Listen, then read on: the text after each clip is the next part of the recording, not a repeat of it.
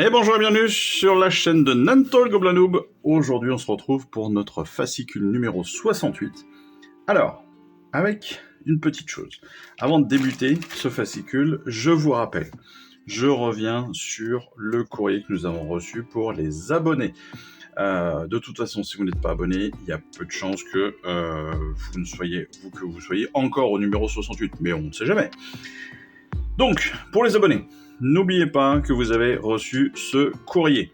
Ce courrier qui vous permet d'obtenir pour 11,99€ un assassin de la cité de Sigmar. Alors en soi, c'est un super joli personnage, mais si vous ne le voulez pas, si ça ne vous intéresse pas en termes de modélisme et donc en termes de peinture derrière, ou en termes de jeu, si vous ne souhaitez pas faire de cité de Sigmar, vous pouvez le refuser.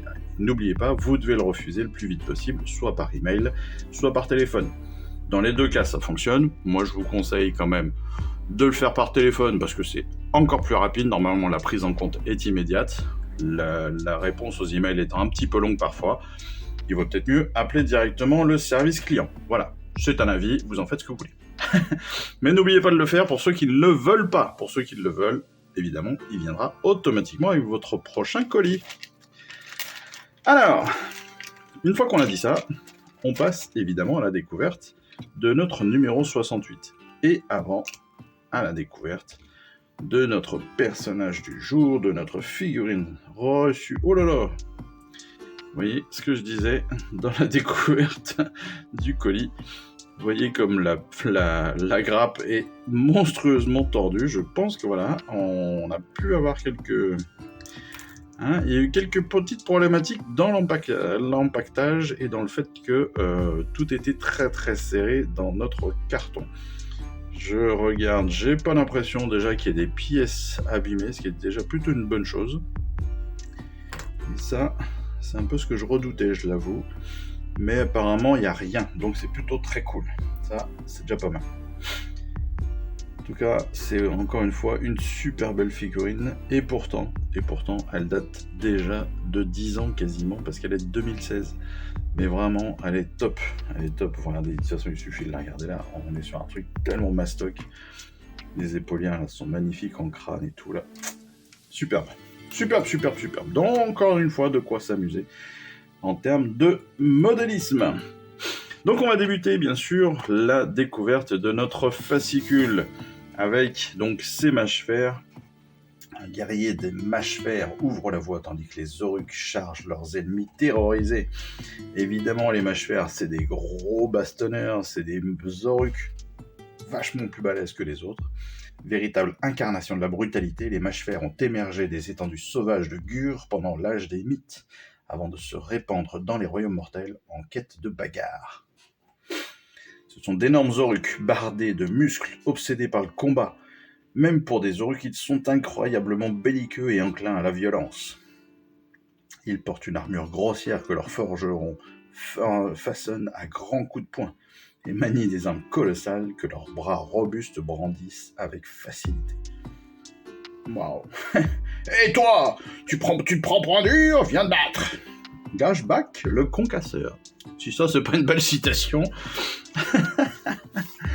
Et oui, ces Oruks, ils ont des tactiques bien grossières qui consistent généralement à s'aligner devant l'ennemi, à aller taper et à faire du boucan et à aller se frapper avec les autres directement. Ils sont évidemment nourris par la guerre. Ils sont... à mesure qu'ils combattent, leurs os s'épaississent et leurs muscles enflent. La force qu'ils gagnent est immédiatement investie dans de nouveaux combats qui les font grossir davantage. Alors, en fait, plus ils bastonnent, plus ils sont balèzes. C'est marrant, c'est intéressant comme concept. Chaque Oruk a 5 doigts à chaque main, à moins qu'ils ne soient tranchés. Et étant donné que 5 est le chiffre le plus élevé jusqu'auquel ils peuvent compter, un grand nombre de leurs structures sociétales tournent autour de lui. C'est pas mal ça. Je savais que j'avais pas besoin d'apprendre à compter jusqu'à des milliers des cents. Il me suffisait de compter jusqu'à 5. En dépit de tous leurs efforts, les érudits n'ont trouvé aucun moyen, ni aucun accessoire spécifique susceptible de troubler l'esprit des mâches-fers. Vous avez beau leur taper dessus, ils resteront toujours des Iron Jaws. Les poings des mâches-fers sont bien plus gros que leur cerveau, mais malgré toute leur grossièreté, Ils sont incroyablement forts et leur poigne est mortelle. C'est trop bien.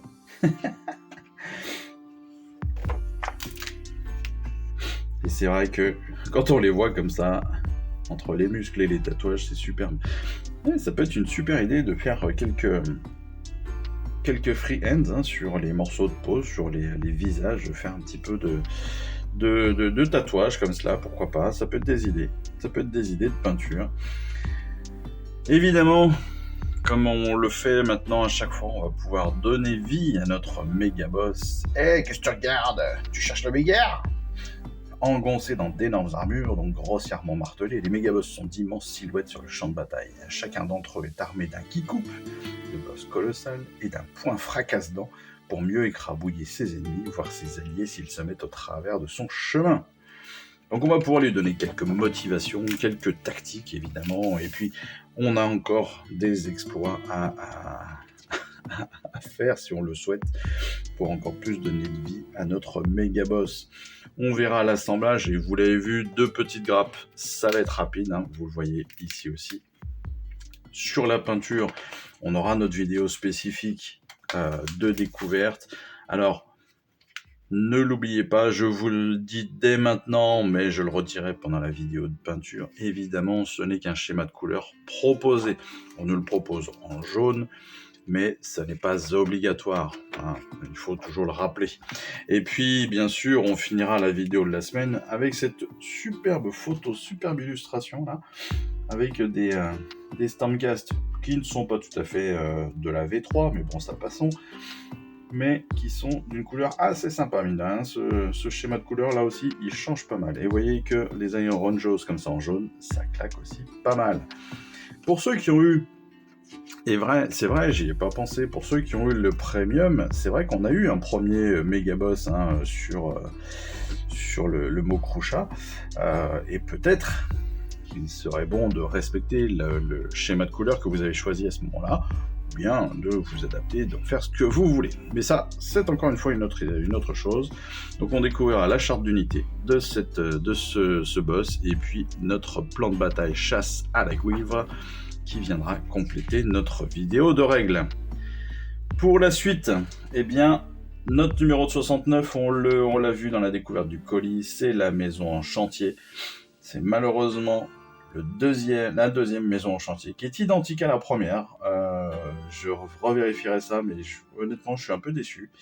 Et puis, les Boys d'Iron Skull en 70, c'est-à-dire la petite bande d'Underworld, avec ces 4 personnages, là encore, bien armurés, bien énervés, qui ont envie de taper un petit peu de tout le monde.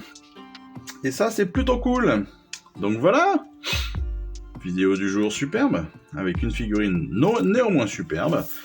Et puis, moi, il me reste plus qu'à vous dire à très vite pour notre vidéo d'assemblage, pour notre vidéo de peinture et de règles. Et puis, on se retrouve à très très bientôt. Allez, je vous embrasse. Ciao, bye bye.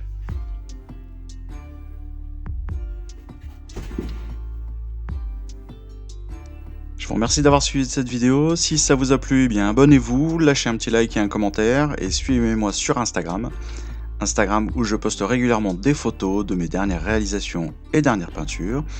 Et puis comme il est maintenant de tradition sur la chaîne, je vous souhaite une excellente fin de journée, et surtout, lisez bien, collectionnez bien, assemblez bien, peignez bien et jouez bien. Allez, je vous embrasse, et puis je vous dis à très vite. Allez, ciao, bye bye.